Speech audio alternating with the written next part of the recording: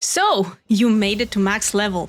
Finally, man, I was starting to get impatient, but here we are, 2 max level players in the seemingly undying game that is World of Warcraft. I'm Sunshade, and I will do my best to help you navigate your toon to the best gear it can get in the way you want to play it, while also suggesting the fastest way to do it. Now, let's get into the actual guide. You've reached level 70 in Dragonflight, and there are so many things to do, you are a little bit overwhelmed. You don't understand why your map is so full of everything, what all of these things are, which ones are useful for what you want to do next, and what's up with all these currencies, man.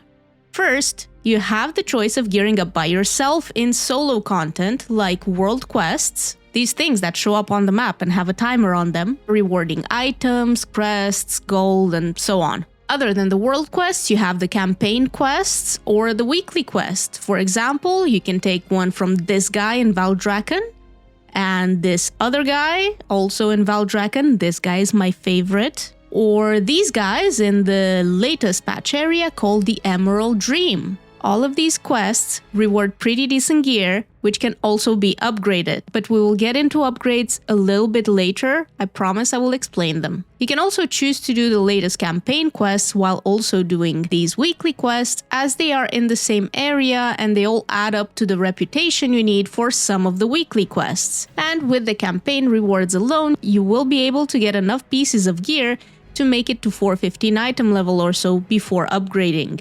But a little bit of a spoiler, you'll get much more than that. I tested this yesterday, and in 4 hours with quite a lot of AFK in between them, I got from 376 item level to 440 by doing only campaign, 1 normal dungeon, 1 heroic dungeon, 1 LFR boss. It was mostly just quest gear that I got and upgraded. Add the world boss and some lucky rare drop to that, and you're good to go for some group content. If you don't want to bother doing all this and you have fat pockets, you can always just buy gear off the auction house and quickly get your item level up, but I personally recommend that at least with your first character, just play through this part and you can skip it with your alts. Another way to get gear is to craft some with professions. If you leveled one yourself, easy peasy, make your own items, and if not, you can head over to this panda lady right here in Valdrakken and check out the items you want, and then you can make a public work order or a guild order if you're part of a guild, and maybe even pay a little bit less for guildies. Also, don't forget that you can add up to 2 embellishments and 1 alchemical flavor pocket to your crafted gear for even more stats, effects, or increased food buff. Check out guides and see what the best embellishments for your class are. And don't forget about the catalyst, which helps you transform gear into tier as long as you have charges of it, but you get these automatically and they stack up to 8. Did you just ask what tier is? Well, tier is a set of items which offers different bonuses every season of the game when you wear 2 or 4 pieces of it at the same time. It is class and spec based, but when you swap specs, the tier will automatically change with the spec, so don't worry about getting several sets for your off specs. The items that either drop as tier from a couple of places, especially the raid or the weekly vault, or they can be catalyzed or transformed into tier, are helm, shoulders, chest, gloves, and pants. The catalyst also works on some other items if you want to get other stats on them, but these off pieces will not contribute to the buffs that the 2 set and the 4 set give. Now, the solo content gear from quests, campaigns, world bosses, and weekly rewards, depending on your luck and how much time you spend on it, can get you up to even 450 item level, maybe even higher if you upgrade it. And that is enough to get you into LFR, normal, or even heroic raids. And for dungeons, you can easily complete 16s, and even higher if you know what you're doing, as long as you get invited. Which brings me to my next point, which is group content. By group content, I will refer to raids and dungeons. Dungeons are of 4 difficulties at max level. Normal dungeons, which is the lowest difficulty, and heroic dungeons of the current expansion, to which you can queue by using the in-game dungeon finder, and they will require a tank, a healer, and 3 DPS to start out. Obviously, the heroic difficulty is slightly more difficult, meaning the mobs have more health, some more abilities, and they hit you for a bit more. But they also give you slightly better rewards. For example, the normal dungeon will drop 421 explorer gear, and this will be upgradable to 437. And heroic drops 428 adventure, which means this one can go up to 450 when upgraded. Like I said, I will explain about the upgrades a little bit later. We have a chart and everything. Stay tuned. However, this is the easiest group content you can do, and I wouldn't worry about upgrading just yet. With the release of the latest patch in Dragonflight, you can also queue for follower dungeons, where you will actually get grouped with AI and pretty much do the same thing. But in my experience, the AI is pretty bad, and while in a pug you may or may not get a bad group or player, with AI you are guaranteed to get them. I did one follower dungeon when I was trying to gear my monk yesterday, and I spent 15 minutes in there. They ninja pulled, they stood in poop. It was horrible, and I got 15 flight stones at the end. There was no item drop or anything. Not saying it doesn't drop items, but I didn't see it.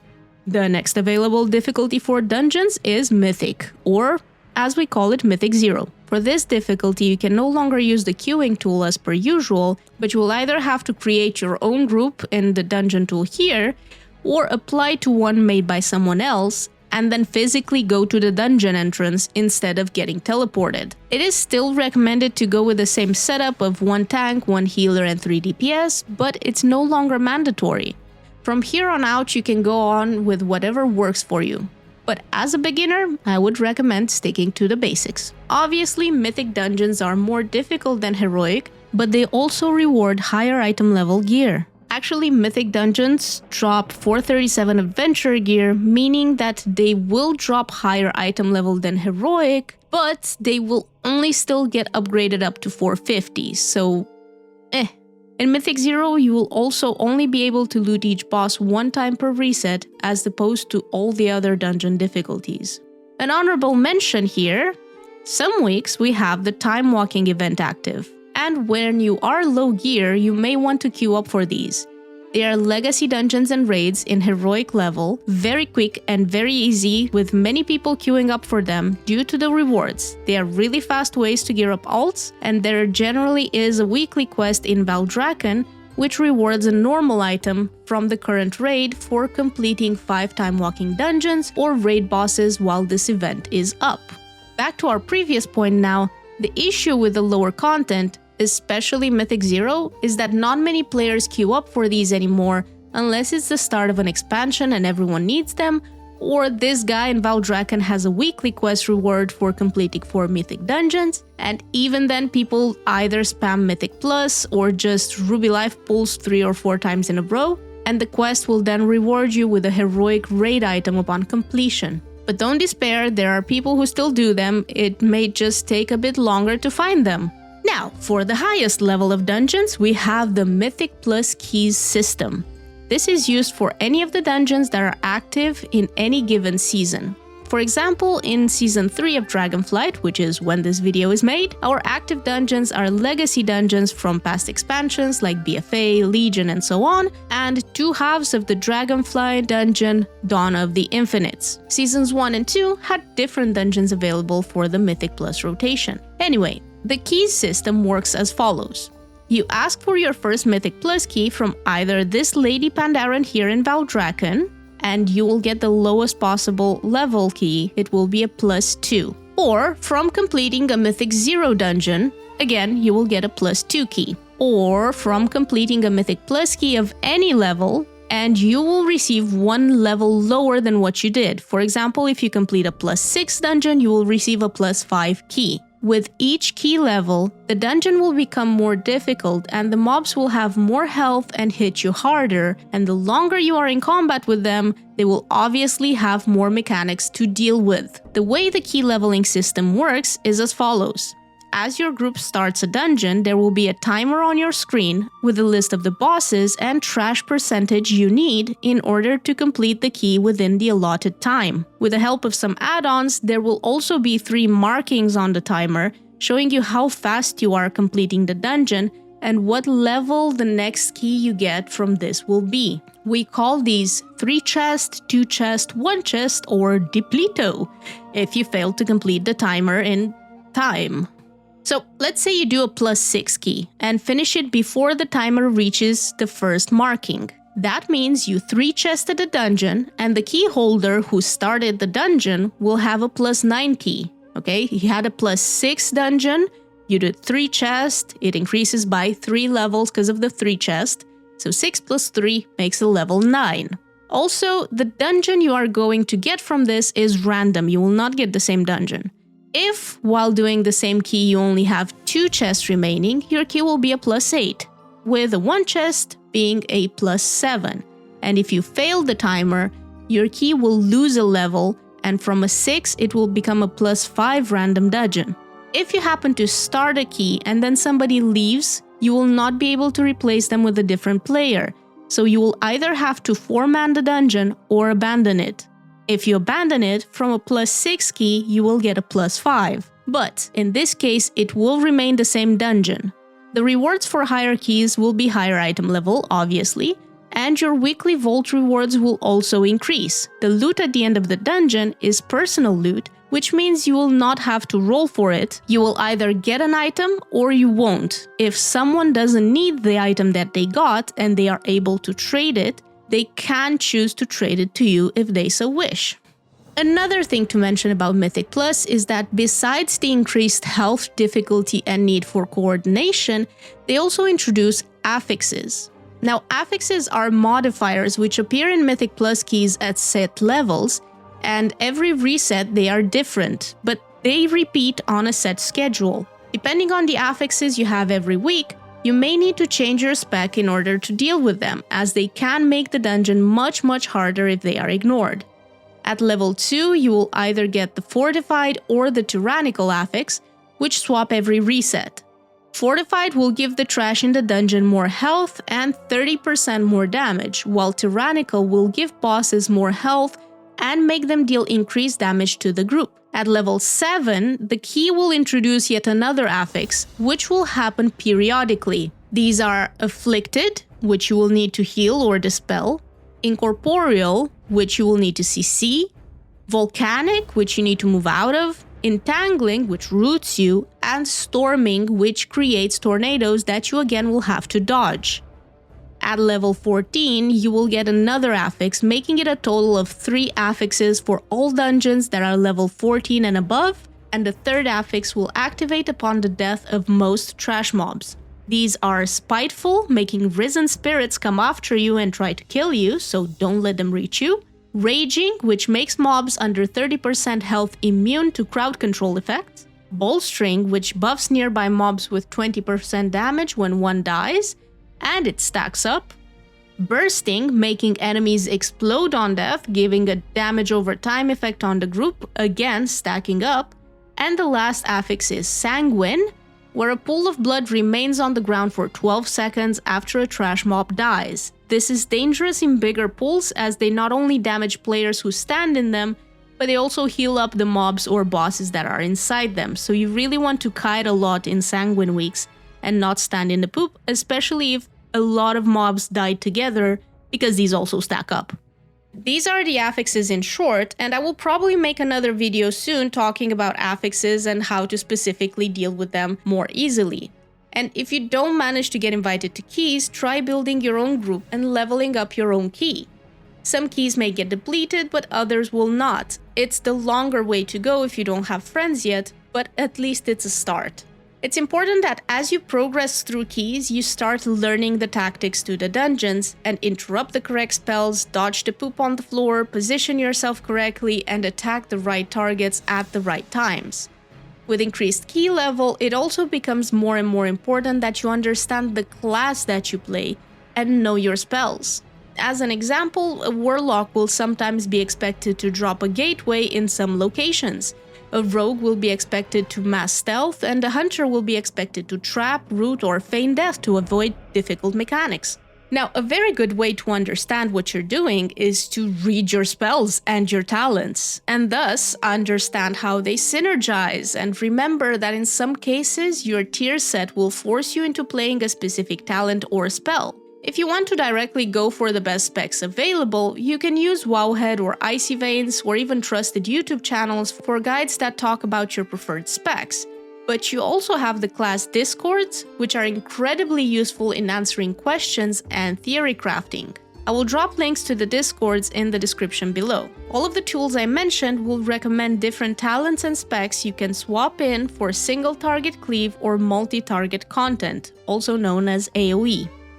Around this time, it is also a good idea to learn how to sim your character. You do this by getting the SimCraft add-on, doing /simc, copying the string you get there, and heading over to raidbots.com, pasting the string in there, and then going through the different options which guide you into the best items you should wear, the stats you should go for in top gear, and what items are the best for you under Droptimizer.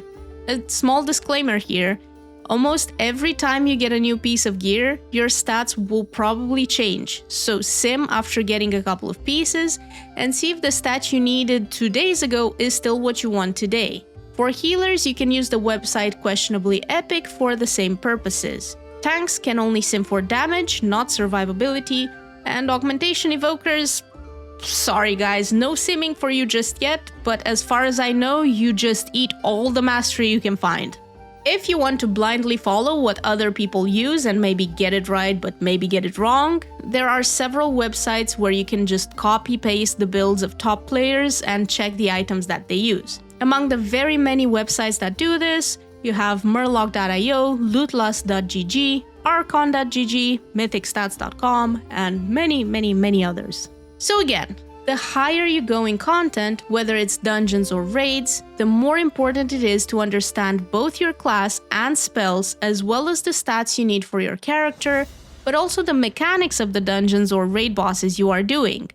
By a rough personal estimate, I would say that in dungeons you can probably go up to a +8 or +10 key with a full group of people who have almost no idea what they're doing, but I doubt any higher will work. And in raids, looking for raid difficulty is pretty brain dead for tactics, and there will generally be someone to either explain them or carry the group, or you will just wipe endlessly. In normal, you will probably also get away with not knowing too much as well, but as soon as heroic comes out, the problems begin.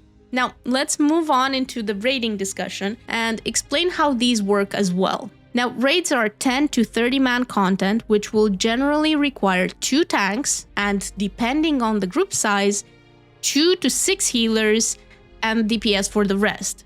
I say depending on group size because you generally want to have at least 1 healer per group of 5 players.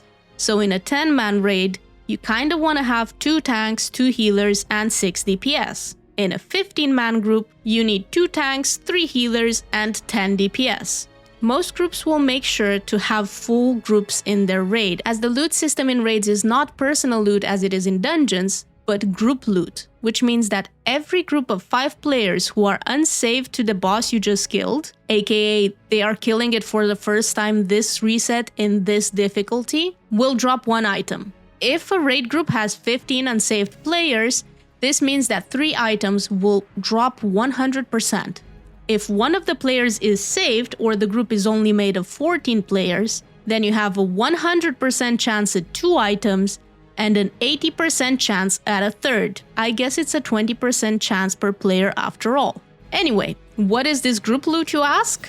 Well, from the items that drop, depending on their class and spec, the players will be able to either need, which is the highest priority, greed, transmog, or pass on the items. A plate wearer will not be able to press need on cloth, leather, or mail, for example, but they will be able to roll for off-spec items. For example, a Retribution Paladin can roll on a shield, but will not have priority over a tank or a healer who wears shields. The game will automatically do a roll for the players who needed, greeted, or whatever they pressed, and the highest need roll will win. If no main spec need was rolled, then off spec needs win, and then transmog, and only after that greed rolls. Often in pugs, you will encounter people who press need for items they don't actually need, as they have better items or stats. But that's okay, cause it's just a game, and you really hope that karma is actually a thing, and they probably have very miserable real lives. Just try not to be that guy, okay? Players can also select a different loot spec while playing in order to gear up for a different role. For example, if you want to raid as a DPS because you will make the least important mistakes as opposed to, I don't know, screwing up as a tank, for example, but you want to gear up for tanking or healing in the future, your gear is just too bad at the moment to start trying. So you play the game as a DPS, but choose a different loot spec by right-clicking your character portrait and changing your loot spec, tank for example. This means that you will be able to need and win tank items as a main spec, but whatever DPS spec items drop, I mostly refer to weapons and trinkets here, okay? These will be considered off-spec by the game, so make sure you always have the correct loot spec on. What else to say about raiding? Oh, you queue for the lowest difficulty, looking for raid, with the in-game tool, which requires you to have at least 424 item level. LFR is split into a couple of wings, so that you can target the bosses you specifically need, and it also doesn't take as long as clearing the entire raid, all of the 9 bosses we have at the moment. You can also learn some of the tactics and positioning here for higher difficulties, but this place is generally... it's a shit show, okay? And higher geared and well-experienced players don't really touch it outside of the first few weeks of a patch unless there's something to farm in there. So you'll probably end up with 24 other people who have no idea what they're doing. Oh yeah, LFR is always 25 player, and it drops veteran gear starting from 441 item level on the first bosses, up to 450 and 457 champion for rare items on the last ones, which are more difficult. This gear can also be upgraded further. Here's a chart on screen at the moment, nicely color-coded per type of crest, showing where they drop both in Mythic Plus and Raid, what item levels they upgrade to, the name of the gear they upgrade, and here you can also see all the item level gear that drops in various difficulty of the Raid and Mythic Plus. Now, you can find the link to the chart I found down in the description below, or you can always use a search engine and find one that resonates better with your own brain. I like this one, so this is the one you're getting for now, and don't worry about the crest names there yet. I'll put it up again and explain what they are a little bit later when we talk more in depth about gear upgrades. Now, going back to the raid difficulties, after looking for raid, the next difficulty is normal raid. And as I mentioned, it goes from 10 to 30 man and requires some minimal level of boss and class knowledge. Heroic raids are where it becomes more difficult to get into, as outside of the first weeks of a patch, group leaders have insane expectations of the people who apply, simply because they almost always have better options to pick from. People here expect you to have already cleared the raid on heroic difficulty, pretty much expect you to not need most of the gear, and they expect you to perform well as well. Know how to tank, have high DPS or HPS if you're a healer, know when to and how to dispel, where to position, and whatever other tactics there are in a raid. You can find out all of this by checking out raid tactics either on written guides or on YouTube. Stanky Gaming is a great channel for raid tactics and with the voice of a god. If you prefer quick written guides, head over to mythictrap.com and go through the bosses, difficulties, and so on, and learn what you're meant to do. Either way, the best way to make sure that you get into a heroic group is to either make it yourself and try to invite people who know what they're doing, or join a guild or a community who does these kind of raids and learn together. You will also start running into boss wipes and progress fights, so be prepared with patience, flasks, potions, and make sure your gear is up to par with gems and enchants. The next and last raid difficulty is Mythic. The difficulty for this is locked at 20 man. That is the maximum number of players you can bring in, and if you go with less, the difficulty will still be tuned to 20 man. This is obviously the part where you really need to know what you're doing when it comes to tactics, especially once you pass the first couple of bosses. Though, some people get boosted even in Mythic, c'est la vie. Mythic difficulty will get you saved to a lockout, so you will not be able to swap between groups like you might do in lower difficulties, where you only get saved to loot from bosses. In Mythic, everyone who is in the group and kills a boss will get stuck on that lockout, meaning that until the next reset on Tuesday for US and Wednesday for EU, you will not be able to do Mythic with a different group of saved people. If somebody leaves the group, they can be replaced with an unsaved player, but no player who is saved with a different group of Mythic will be able to join up. The gear dropping in Mythic raids is the highest item level available in the game at the moment. The weekly vault is a reward system which comes up every reset depending on how much content you cleared the previous week and how difficult that content was. So every Tuesday, Wednesday morning, depending on where you live, you will be able to go into the Valdraken Bank, open your vault in the correct loot spec, and get rewarded with one item that you can pick from a list of 9 maximum items, which you will get rewarded for clearing either 2 to 7 raid bosses, 1 to 8 dungeons, or gaining between 1250 to 5000 honor from rated PvP. I'm not gonna get into the PvP part though. I've said it before, I'll say it again, I have no idea what's happening with PvP, don't ask me. Now, the gear that drops in the vault is scaled up for Mythic Plus, and it's also upgradable. So basically, for the best rewards that go up to 489 item level, you will need to get items from the Mythic bosses or to complete plus 18 keys or higher. Don't rush into getting these done. Do the content you are able to do and take your time getting there. Learning takes a little bit of time. You don't have to do plus 20s in your first week, but you can. Well, that was a long talk about dungeon and raid difficulties, so let's finally have that talk about gear upgrades and how to understand them. Now, I've been playing this game for a really long time, and the crest and the flight stones upgrade system is new even for me, as it was introduced in Dragonflight as a replacement to Valor. Some people say it's more complicated.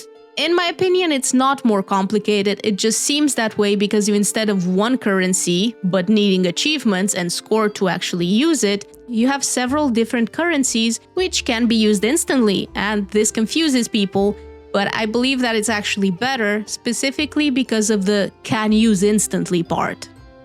Small disclaimer, I have not to this day learned the names of gear, like champion, hero, and whatever else, as I use a weak aura to show me how high they can be upgraded, and that's basically the same thing.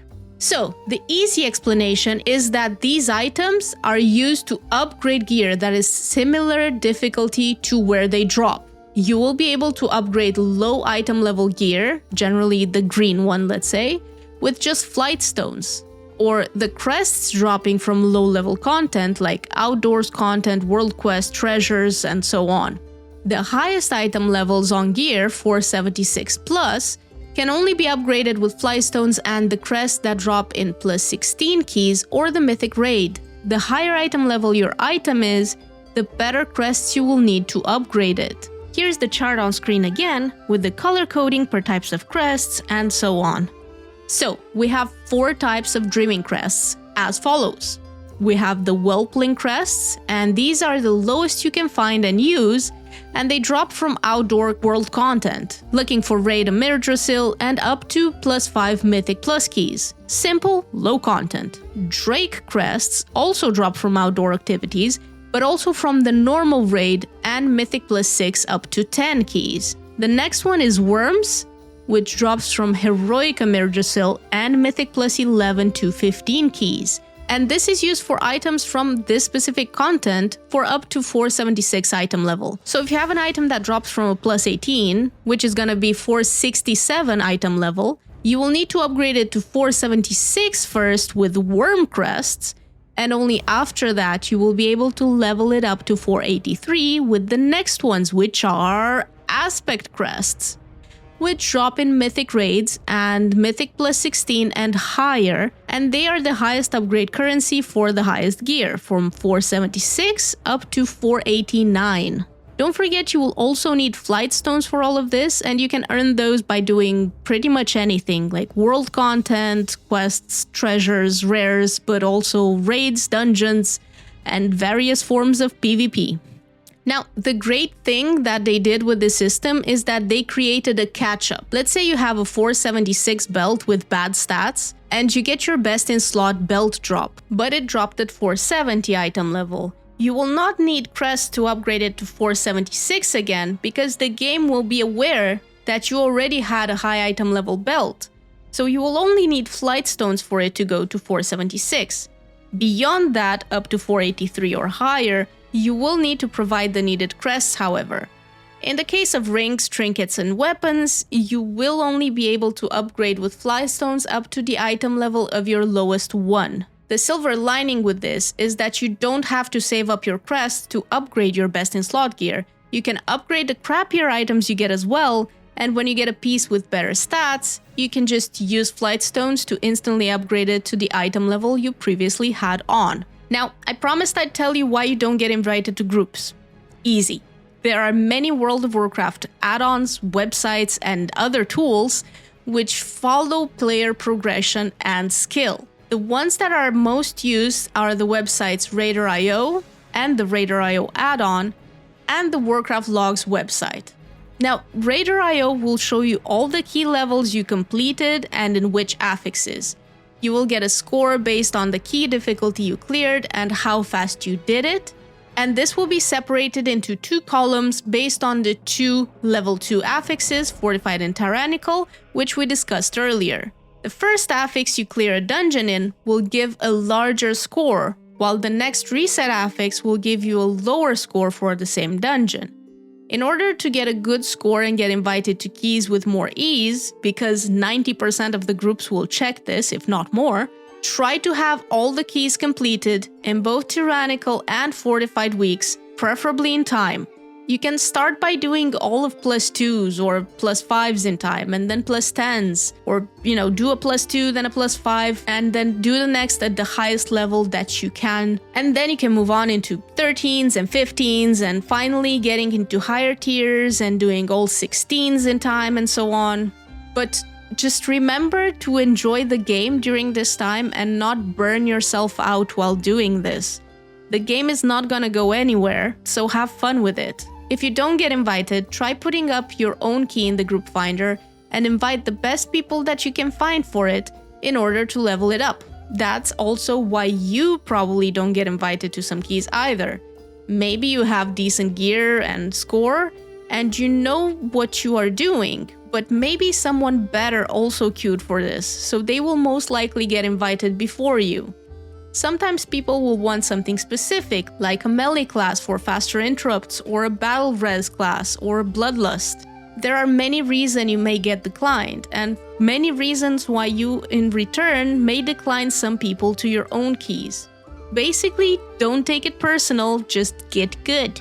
For heroic raids, it's pretty much the same situation. People will check Raider.io to see if you already killed the bosses they are planning to kill in the raid in this difficulty, and they can also check Warcraft logs to see if the runs you did were logged. They will be able to see how much DPS or HPS you did, if you died early, if you're a silly hunter who uses multi-shot in single-target situations, and so on. Log analyzing is really amazing for self-improvement if you learn a little bit about it. All of these numbers here next to your character show if you're a high parser, aka if you are in the top 90 or 99% of players, that's what the number shows, or if you are a shitter, which is also called gray logs. A 100 log means that player is the top player for a specific boss and difficulty. That's the highest DPS or HPS that has been done for his class and spec. Also, LFR and normal logs do not matter whatsoever, and heroic logs are easy to get in the first few weeks of a patch, harder later on, so don't worry too much about it. Just try to improve and stay alive. Also, healer logs, this is a very common mistake that a lot of guilds do. They decline or invite healers based on their logs, on their parses, when this is very, very wrong, because healer parses depend very much on whether their group is good and they use defensives, or if they stand in poop and then they need healing, or if they are 2 healing a 30-man group or 6 healing a 30-man group. It depends how many healers there are. So again, healer parses really don't matter. However, people will look at them. So take what you want from that. Now, add-ons are an important part of many players' journeys in higher content. As mentioned in my previous video, these are not mandatory or even necessary to play the game, but they are something that many players use to track their spells, cooldowns, have an AI raid leader pretty much, or change their UI into whatever style they prefer, but also to make their lives easier by tracking pretty much everything there is to track in the game. The add-ons I recommend for raiding and Mythic Plus start with DBM or bigwigs, weak auras, which can be used to track pretty much everything, details for your meters, plater for your nameplates, and the Raider.io add-on to have an easier time tracking who are your best options to invite into your keys or raid. Some healers also prefer having an add-on like Voodoo, Healbot, or a combination of Grid and Click, as well as Decursive to make their lives easier when healing groups, while also doing damage or dealing with mechanics. In order to download all of these easily, you can head over to curseforge.com or get their app and simply install them directly into your WoW folder. There are other ways to install add-ons as well, but I feel like this is the easiest one out there and this is the one I prefer. If you don't like it, find your own. For weak auras and plater profiles, you can also head over to wago.io and get some already made stuff from over there and not have to bother with making them yourself if that seems too complicated for a beginner. And if you really can't manage to make your own groups or get invited, or even to find a guild that suits your style, skills, schedule, and content you want to clear, there is always the option of community runs, either with streamers or WoW Discord channels. There are Discords, I assume for all areas, where you can do community runs for all sorts of content, and they are also good places to find like-minded players and even friends. I only know of the US and EU ones, and I will link them in the description below. The EU one, which I also use once in a while, is really a wonderful place with cool, patient, non-toxic people who just want to help out, so I recommend you give them a try either way. If you know of large active discords which do such types of events, put them up in the comment section below and I will update the description and be forever thankful as well. Thank you very much for watching. I know it was a long video, but I hope that I managed to cover really everything that a newly dinked player might need to know about how to gear up and get into more difficult group content. If you found the information here useful, please don't be shy, give it a like, subscribe, and ring that notification bell. And if the info was a bit too far into your WoW journey, then I invite you to watch my previous video where I explain a bit more about what is WoW, what kind of worldwide events we have here, and how things work before you get to max level. Bye!